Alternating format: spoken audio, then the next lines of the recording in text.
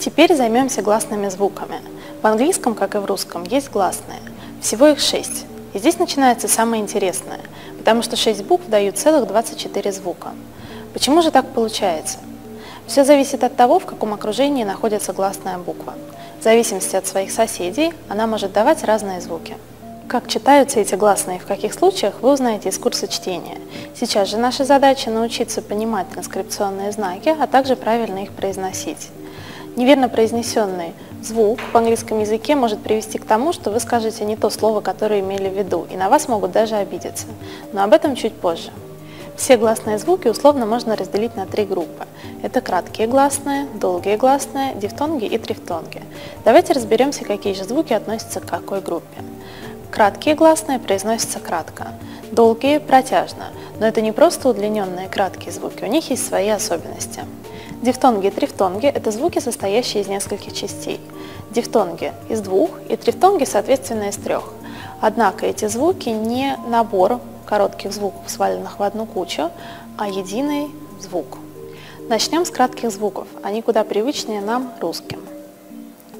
Звук «э» самый непохожий на русский. Чтобы его произнести, откройте рот широко, распластайте язык. Кончик языка должен упираться в нижние зубы, а его задняя часть слегка приподниматься. Представьте, что вы тянетесь к яблоку, которое висит на ветке, и хотите его откусить. А теперь скажите «э». Чтобы проверить, правильно ли вы произносите звук, вы можете подставить руку под подбородок, и при произнесении ваш подбородок должен задеть вашу ладонь «э». Кстати, в слове «яблоко» как раз есть этот звук apple. Следующий звук «э». Это не английский «э» и не русский «е». Он немного мультяшный и произносится на улыбке. Чтобы правильно произнести этот звук, улыбнитесь, распластайте язык и скажите «э». Он немного похож на русское «е» в слове «плед». Однако здесь есть небольшая хитрость. Русский «е» смягчает предыдущую согласную, и поэтому мы произносим «плед», «ле».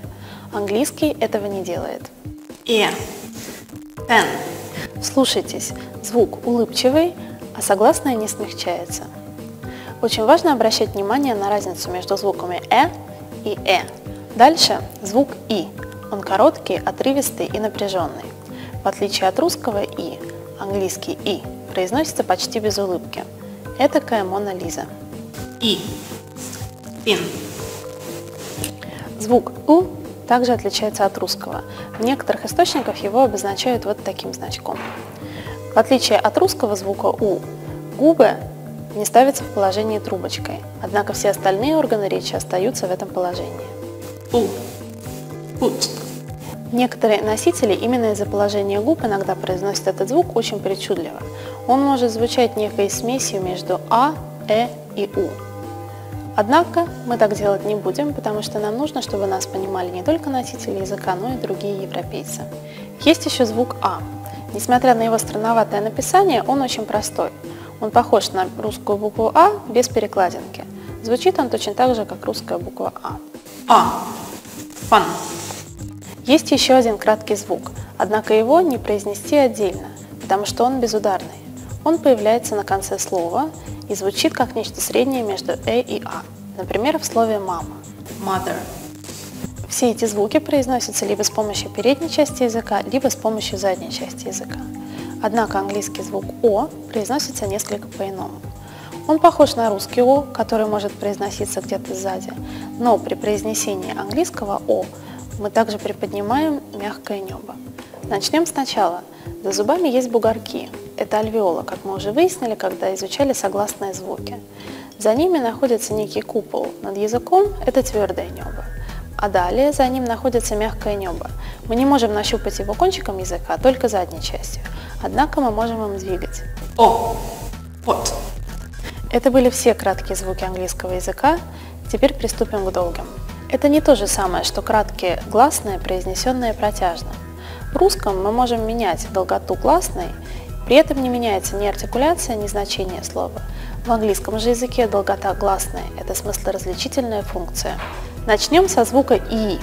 Он не просто долгий и напряженный, он изменяет свое напряжение по всей своей протяженности. Можно привести такую метафору. Представьте, что вы звоните в дверной звонок, и кнопка звонка очень тугая. Когда вы ее нажимаете, звонок звучит яростно и напряженно. Когда же вы отпускаете палец, звук постепенно затихает. То же самое происходит и с нашим звуком «и».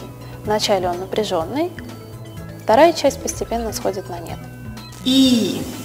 Здесь нам нужно улыбаться. Feel. То же самое можно сказать о всех долгих звуках. Поговорим о звуке R. Он глубокий, словно бы застрял где-то в горле. Можете представить, что у вас во рту яйцо, и вы пытаетесь произнести этот звук R. Американцы произносят его с призвуком R. Представьте, что вы собираетесь сказать звук R после R, но в последний момент передумываете. R. Far. То же самое со звуком U. Он также долгий и глубокий. Чтобы проверить себя, вы опять можете представить, что у вас во рту яйцо, и вы пытаетесь произнести этот звук O. Если вам нравится американский акцент, добавьте небольшой призвук R после этого звука. Or. Form. Звук U. Он очень похож на русский, однако это очень глубокий звук. При его произнесении губы трубочкой делать совсем не обязательно. U. Or. Есть еще один примечательный долгий звук «э». Он немного похож на русский звук в слове «мед», «свекла» или в старинном модном русском имени «фекла». Однако некоторые различия в артикуляции все же присутствуют. При произнесении английского звука «э» язык поднимается к небу, рот открывается совсем чуть-чуть, а губы слегка улыбаются. Surf. Теперь приступим к последней группе дифтонгов и трифтонгов. Их можно условно разделить на несколько групп по повторяющемуся элементу. Первая группа – I, A, Ой. Второй элемент в них похож на русский «е», однако он не такой напряженный. Итак, учимся произносить звук I. Он легкий, поэтому рот открывается легко и деликатно. I. Time. A – улыбаемся и произносим слегка. A. Late. Ой произносится где-то в середине рта. Ой. Boy. Следующая группа – это ау и оу. Легко и невесомо произносим ау. Ow. Now. Оу – это звук, который двигается внутри рта. Сначала скажем звук потянем его хорошенечко, а затем к нему прибавим у. O. Nose. Следующая группа объединяется по нейтральному безударному звуку в конце – и, уэ. Чтобы произнести нужно сложить звук который звучит совершенно как русский а также нейтральный безударный звук. Fair. Соответственно, дифтонг и – это сложение звука и безударного нейтрального звука. Ear. Here. А звук уэ – не что иное, как сложение у и безударного нейтрального звука. Ue. Sure. Следующая группа – айе и ауэ. Эти трифтонги также являются сложением коротких звуков, однако представляют собой единое целое. Aya. Fire. Hour.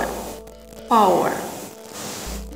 В курсе чтения вы увидите примеры слов, где сочетание букв дают именно такой трифтонг.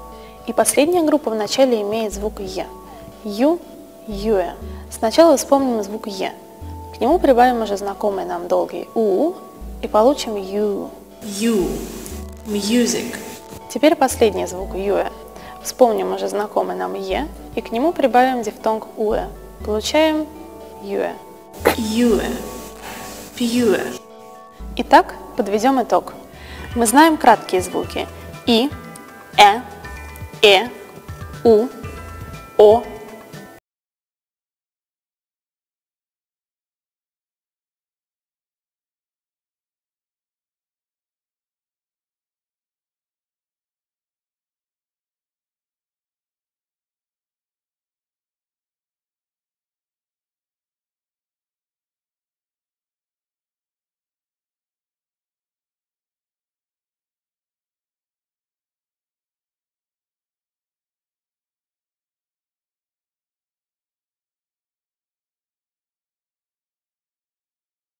Зная транскрипцию, вы сможете прочитать в словаре любое незнакомое слово. Удачи!